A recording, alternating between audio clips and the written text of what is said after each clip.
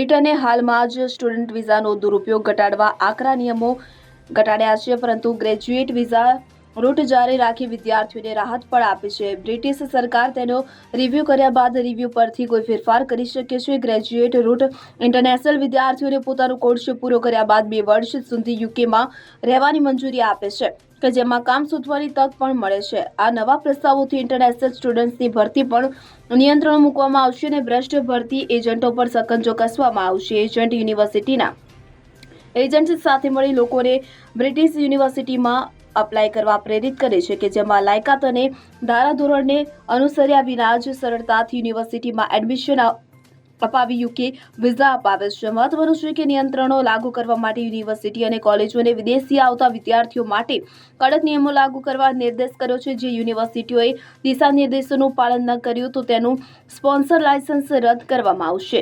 Bureau report CN24 news. હવે જુઓ દેશ દુનિયાની તમામ ખબરો તમારી આંગળીના ટેરવે.